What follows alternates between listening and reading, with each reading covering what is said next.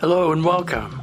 The name of this podcast series is Taboo Truths and Tales. This podcast is produced in partnership with ustaboo.com. Specials are right now available there exclusively for you because you are listening to this podcast. Visit ustaboo.com. Go there to discover all kinds of very special stuff posted there just for you.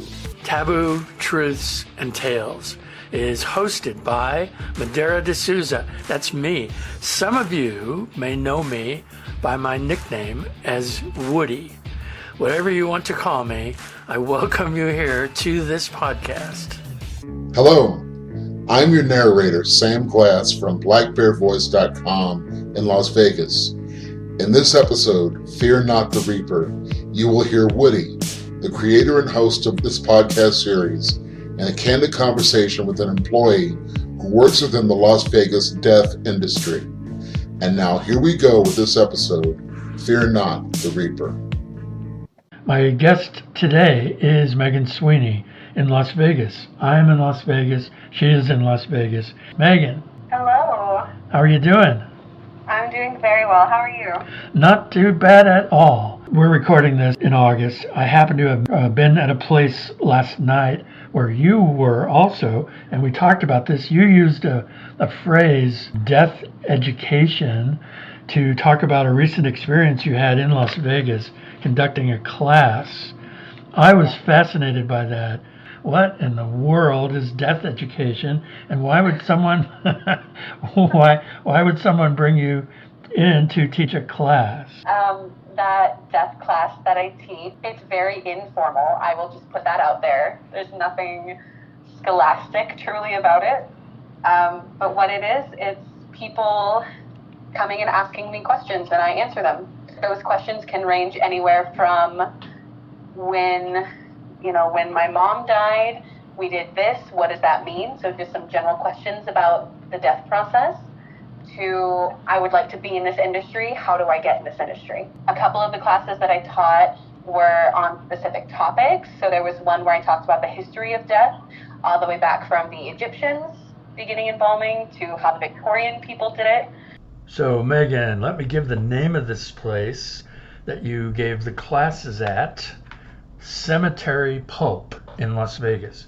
For those of you listening, it's the word cemetery followed by P-U-L-P, Cemetery Pulp. They are on Facebook, Instagram, and they have a website, cemeterypulp.com. I wanted to explain that why you wouldn't just be like out on Las Vegas Boulevard giving classes. I'm sure that would be just as fun. That would be just that. I think that would be more fun, probably. Yeah. But you would be arrested in maybe in 10 minutes time. Very quickly. Yeah. Yes. So, all right. So now that we got death education and the class question I had about why you would teach a class, I really would like to find out. We all, when we're kids, people like grown-ups come to us and say, hey, have you thought about what you want to be when you grow up? What can you share with us today about how in the world you came to choose the line of work that you ended up choosing as an adult? Well, I would love to say I was a person that wanted to be a princess when I was little.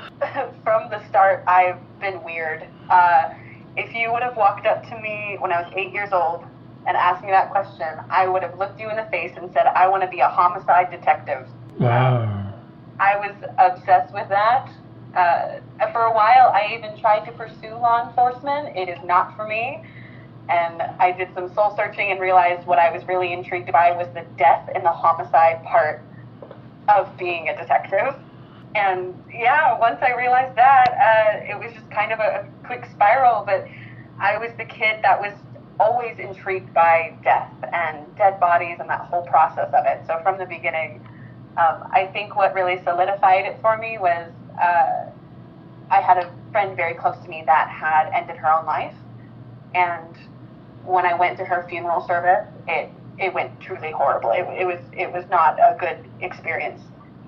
And that kind of flipped a switch in my head of, I want to make sure no one else encounters this. And it kind of led me down the path that I'm at now.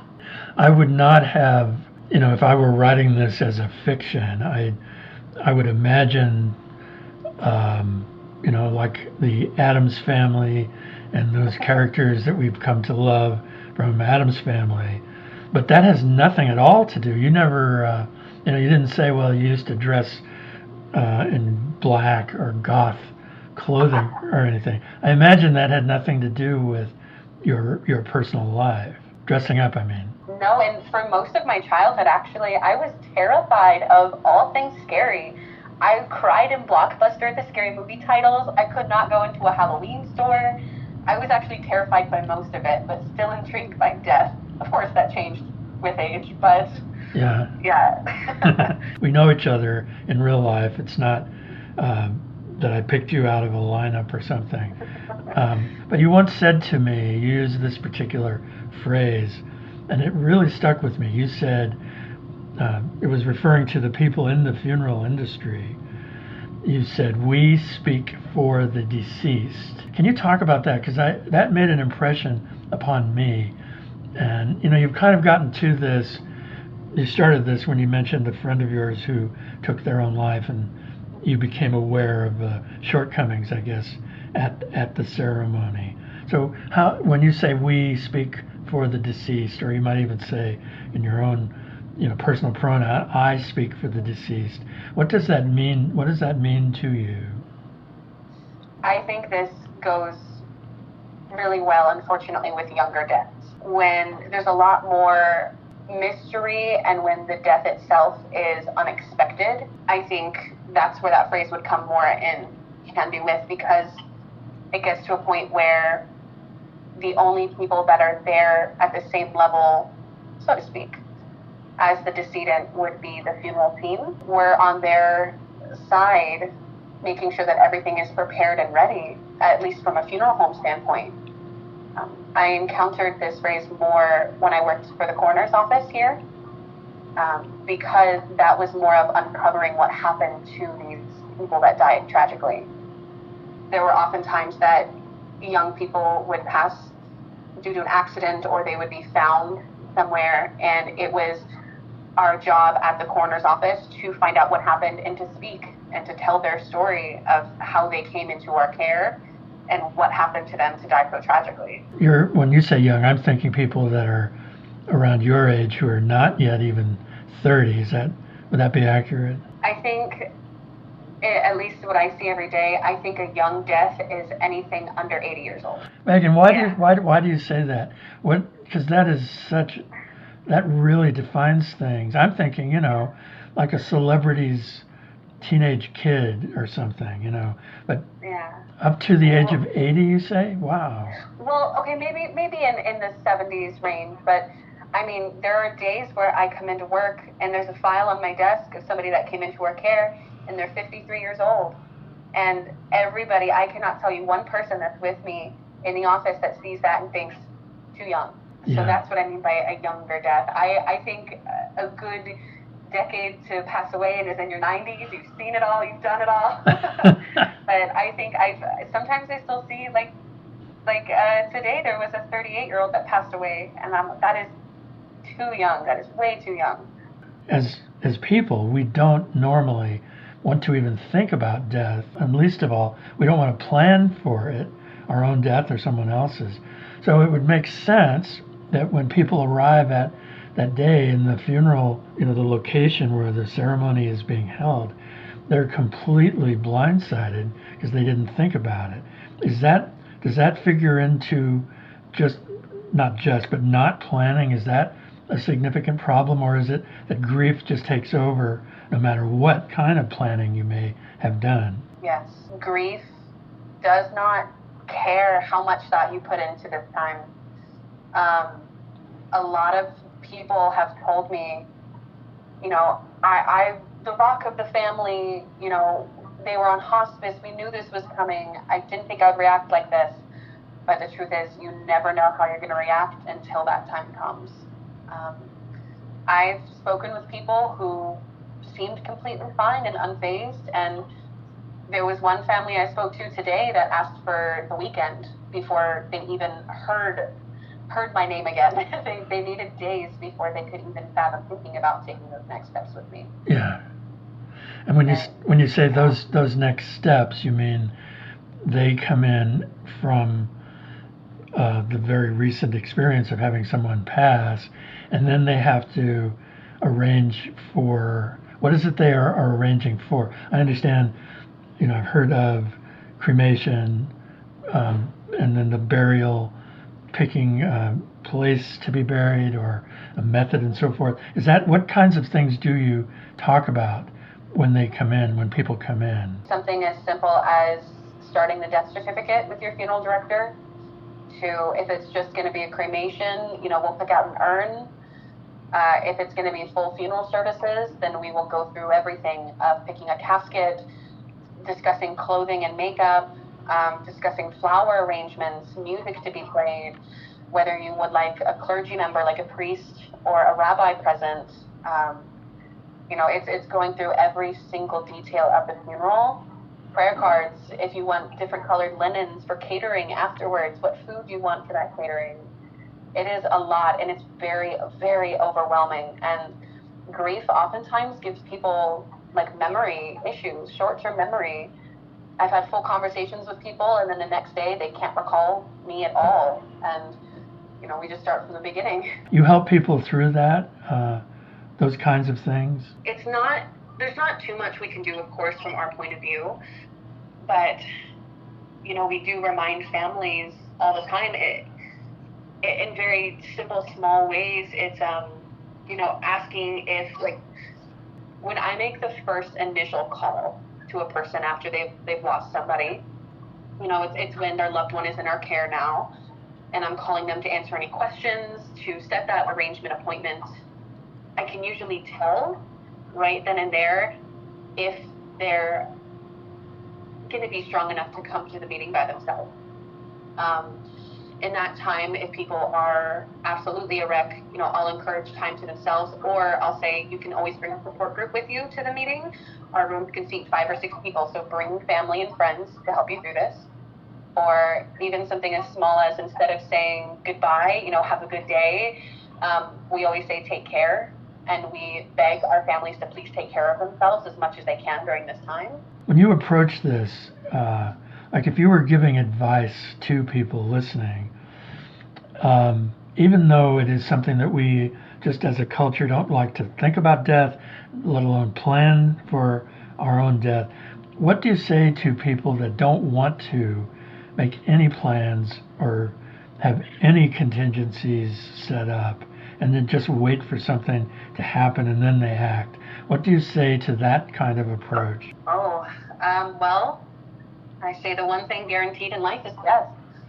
You can try and avoid it and not think about it as much as you like, as much as your comfort will allow, but at some point, every single person in their life will have to confront death, whether it's a loved one's or their own. And those conversations with your family and friends are insanely difficult, but it is much easier to have that conversation with your family, whether it's, hey, Mom, do you want to be buried or cremated? It's easier to have that now than something absolutely unfortunate happen and you're stuck thinking, what do I do? Yeah. It's very important, even down to if it's something as simple as finance. It is much cheaper to plan ahead for your funeral than it is to wait. I'm going to say something. There's one thing that a family that I met with months ago said to me, and it stuck with me. And it was this older man, and his mom had passed. And when I had asked him to bring certain documents into our meeting, Social Security card, IDs, marriage certificate, things like that, he said, yep, I've got it all here in the binder. And then he laughed, and he said, oh, I should reference the binder is something that Mom had made years prior, just putting together all of our information, their plans, their cemetery details.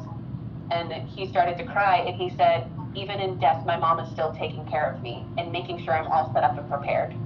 Yeah, wow. So what happens, and I'm certainly curious about this just because I'm a curious person, but I would say this probably happens more than people planning down to every detail as far as what happens after death. What happens if they don't plan? What are the things that go wrong? I mean, we can limit it to just Las Vegas or just Nevada, if you will. But what happens if a person is in denial or whatever, and they just don't make any plans? What happens to that in that kind of a situation? Then, I mean, to put it simply, it all falls on the next of kin. Whoever is left of your family, or the executor of your will, if you have a will, they would be the ones to make all of those choices. Now, the problem with that comes to, one, sometimes people aren't financially prepared. So then, the state social services will take over and handle the process. Or let's say the next of kin are your children. Every single child has equal say. So if you have 6 kids and half of them say burial, we want dad buried, and the other half say no, dad wanted to be cremated, now we're at a complete standstill. We can't do anything until they either completely come to an agreement, all of them, or one of them gets a court order saying no, proceed with burial. So I have had situations where then the family that's left over cannot make a decision, and then we're stuck for weeks, if not months. Wow. Well, what happens in those situations where, depending on the faith of the person who has passed? I know that I was raised Roman Catholic, but I know that in other faiths there's a limit to how long you're supposed to go before the final whatever in various, how does that work? If someone has to be, if there's a deadline of, I don't know, I'm making this up, 48 hours, yeah, and then you don't have consensus in the survivors, what happens then? Well, I have been in that situation. There are a couple religions off the top of my head, like Orthodox Jewish people or people of the Muslim faith. A lot of times there's a 72-hour time frame of when they would like you to be buried. Now, that poses its own stressful process because, between you and me and everyone listening, the permit that lets us do what we need to do, bury or cremate, can take about 5 to 7 days. So it's already a crunch if there is, a time frame. But if family is undecisive and they're still working with the time frame, we just have to put it as simply as possible as, if you want them buried within 2 days, you need to make up your mind.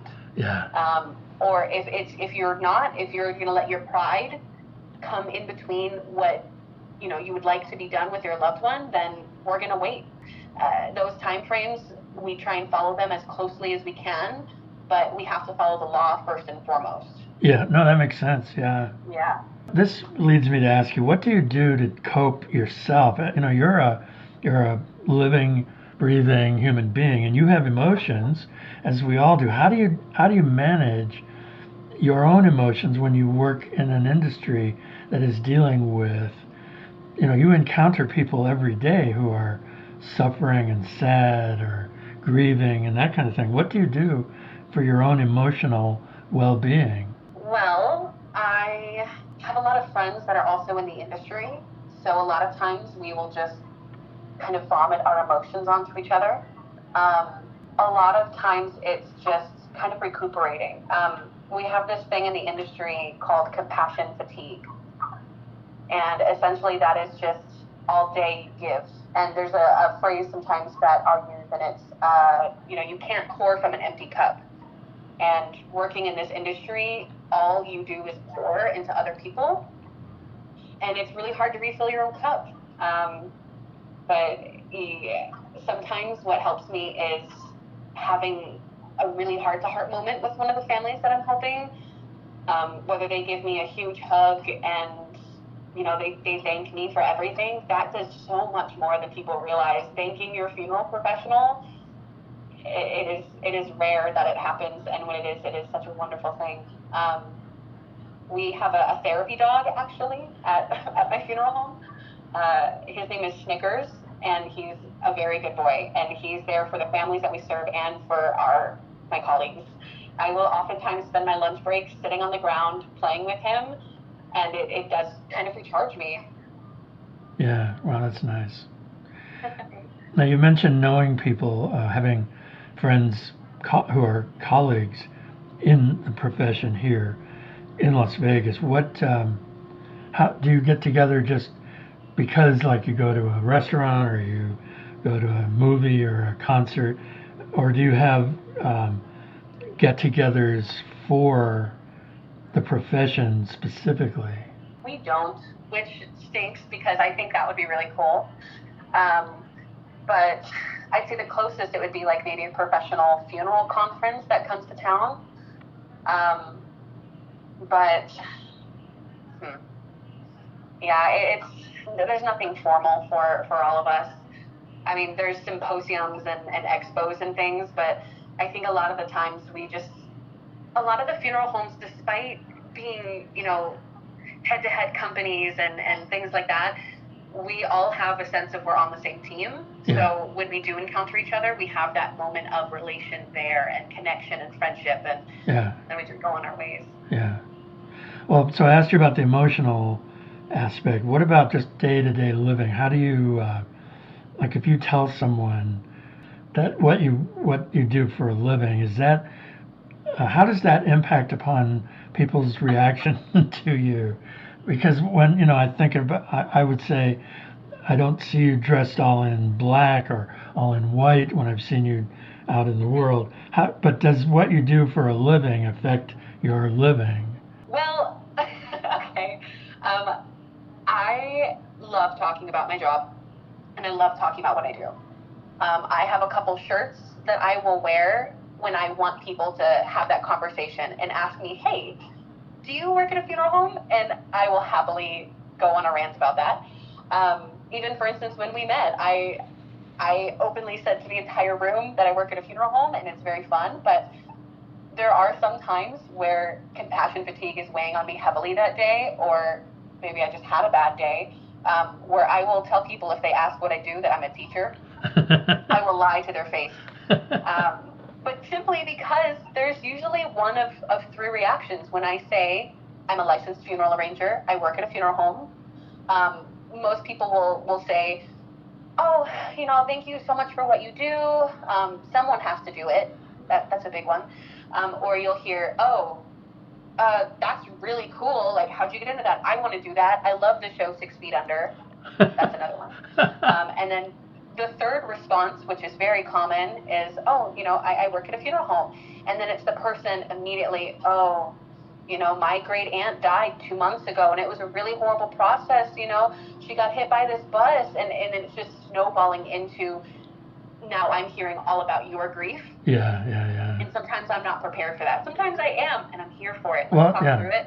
But when I'm not, I'm not. Yeah, and you're, when you're at work, you're at work, and when you're not, you're not. And why would you need to have all that outside of work? I guess it's just it would be too much. I don't know if I could handle, taking home, if you will, the emotions of the day. Sometimes it's fine. Sometimes I encourage people to, because like you mentioned before, people don't like talking about death. So sometimes people will hold on to their grief and they'll bottle it up.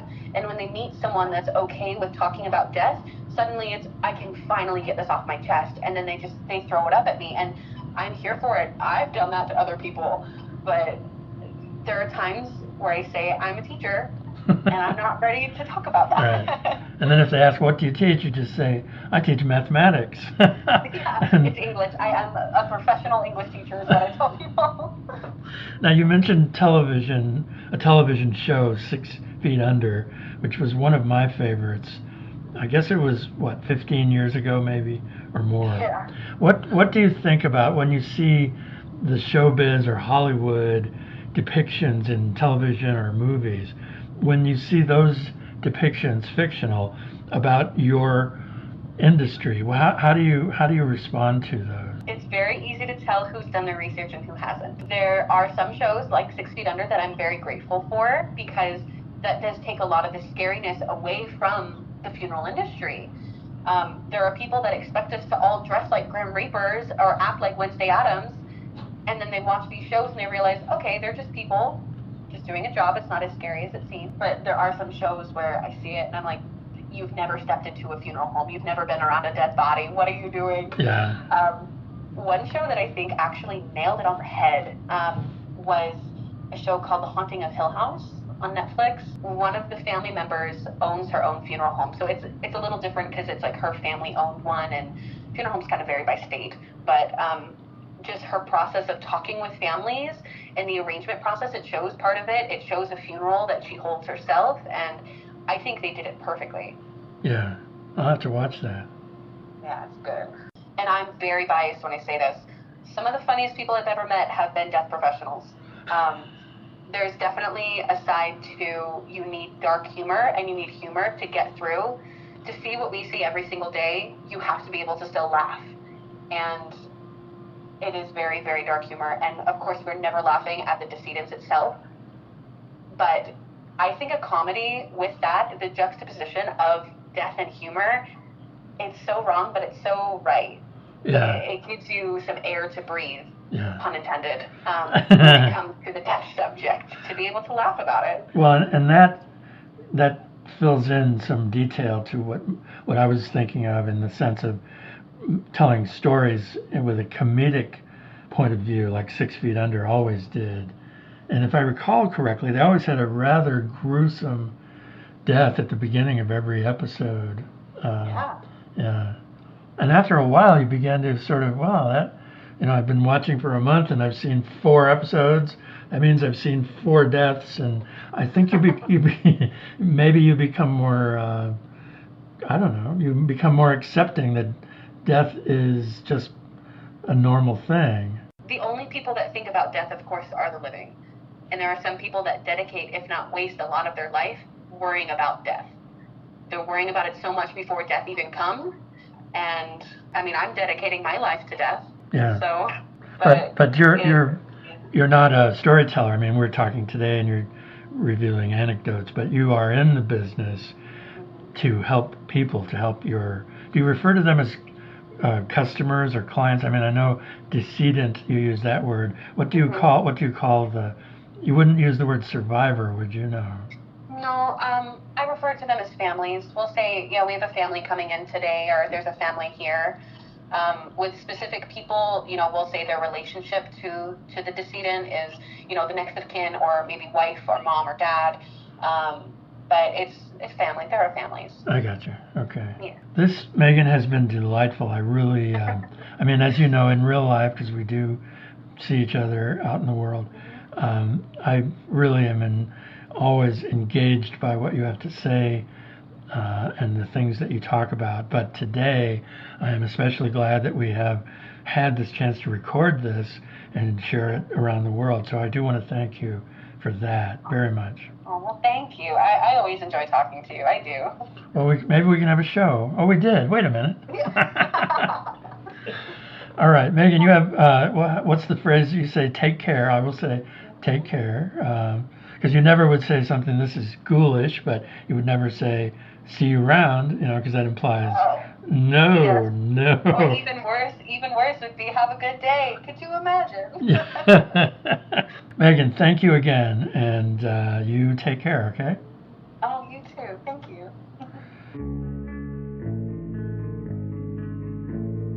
You've been listening to Fear Not the Reaper, an episode meant to demystify the taboos of talking about dying and death.